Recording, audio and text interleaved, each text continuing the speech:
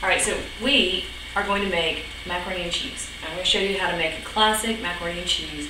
It's very cheesy, very creamy, and then we're going to bake it off so it's going to get that crunchy stuff on the top. All good stuff. I had to get rid of this one though. I just realized that my poor wooden spoon has seen just about its last service. So, all right, we're swapping off. All right, so I've got half a stick of butter in this pot right here. You always start out by making a bechamel. That's just a fancy name for a white sauce. And it's what we are going to use to make that creamy, cheesy, it's actually a Mornay sauce once you put cheese in it. But the creamy, cheesy stuff that's going to go cloaking around all the macaroni, this is how we start it. All right, now, typically you would use, 1 tablespoon of flour for every tablespoon of butter that you melt. I have a little bit more than that. I like it a little thicker. I don't want it to end up being soupy. So you just sprinkle this in. And one of the tricks to a Mornay, bechamel, sorry.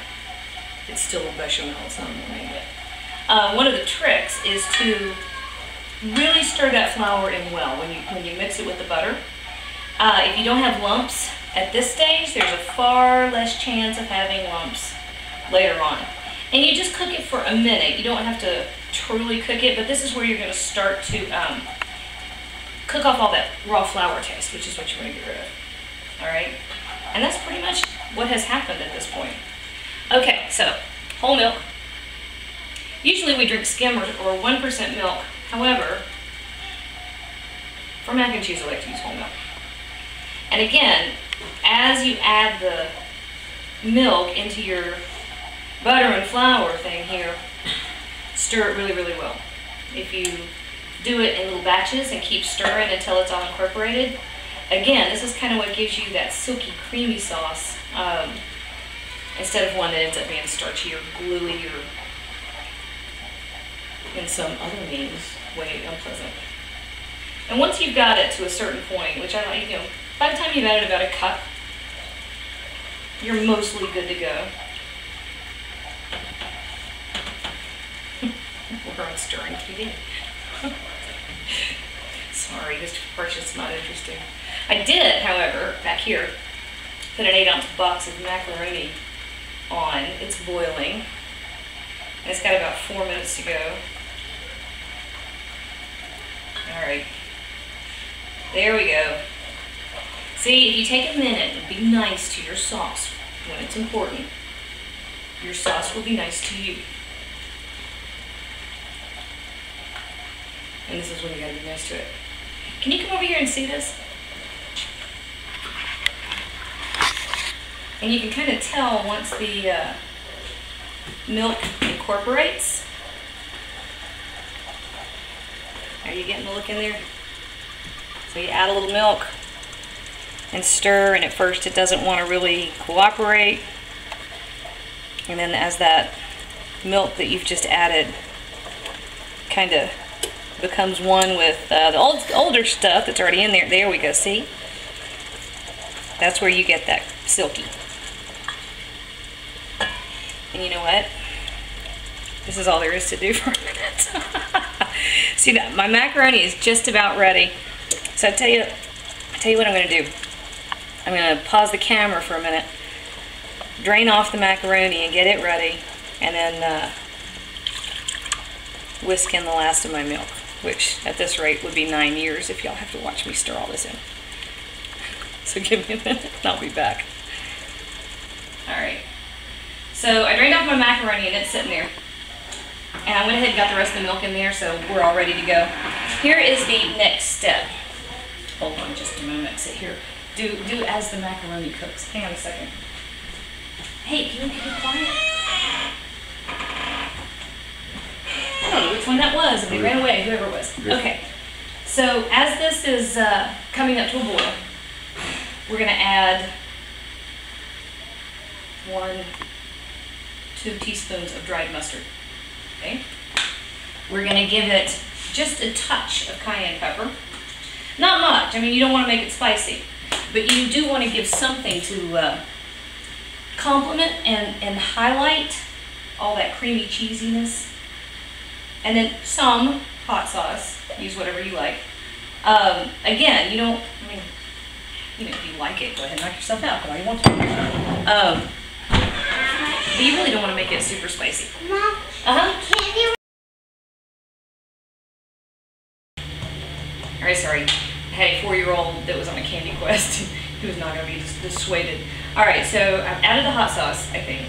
And you wanted to give a good, healthy pinch of salt. You'll finish tasting that in a little bit, but you do want to season it as you go. That's really important. And a good pinch of pepper. If you want to, use, what's that stuff? White pepper. Use white pepper.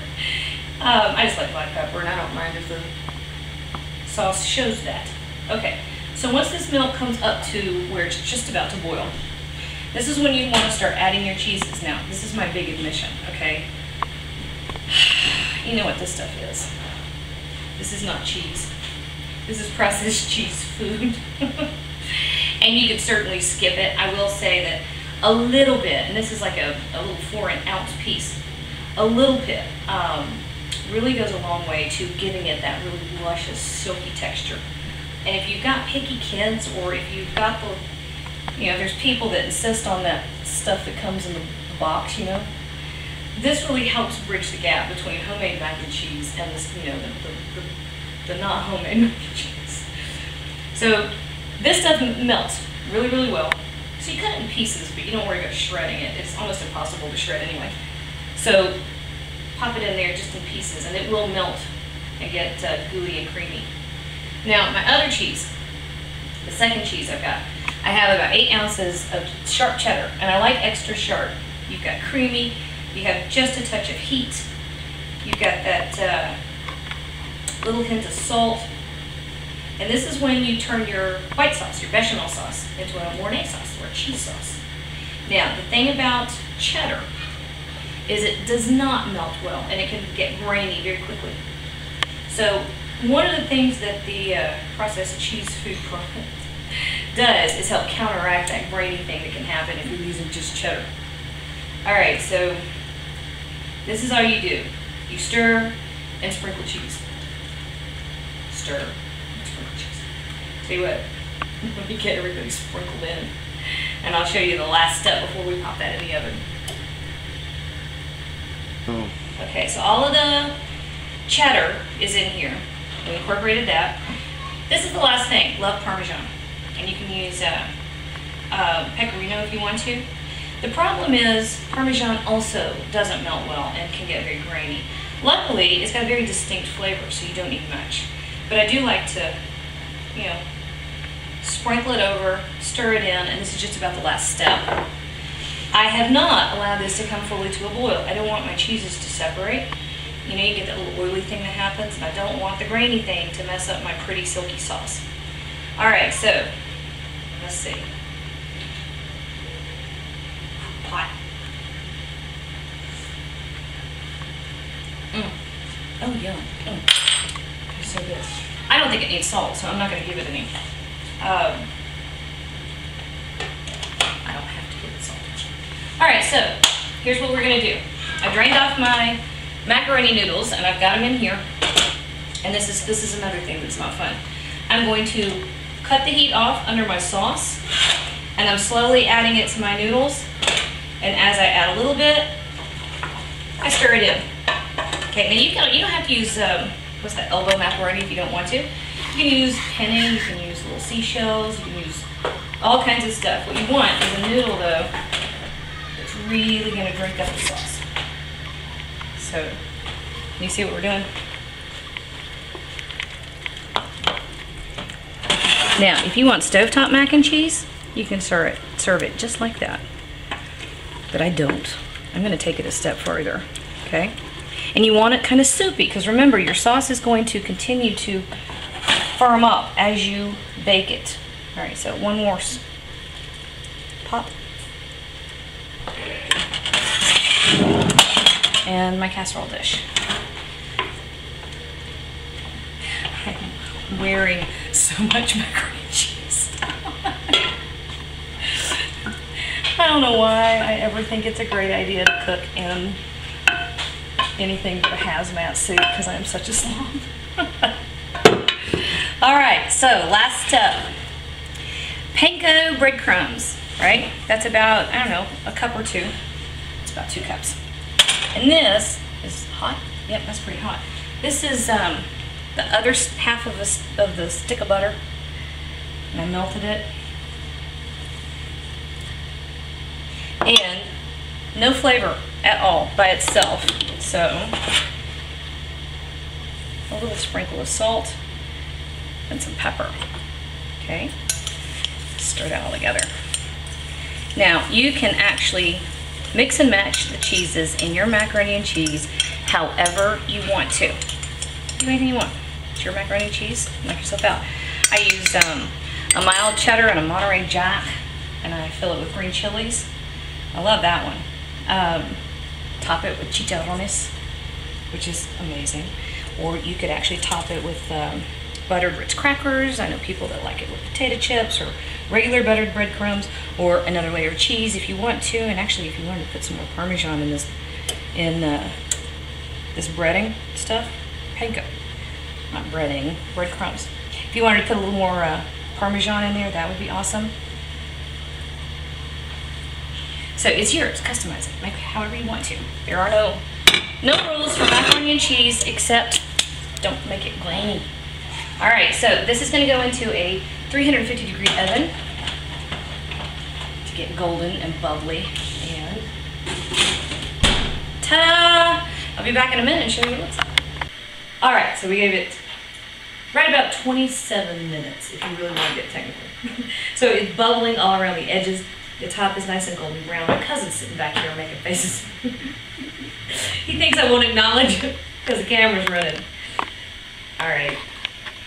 Here we go. You know how soupy it was before we put it in? See how that sauce is tightened up? You got that beautiful cheesy thing happening? Alright. Look at this. This is so hot.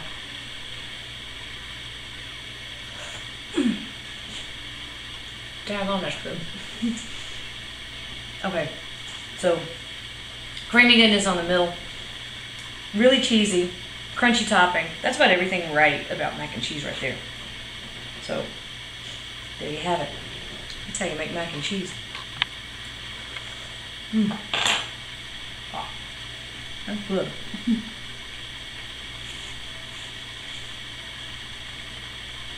I want a bigger piece.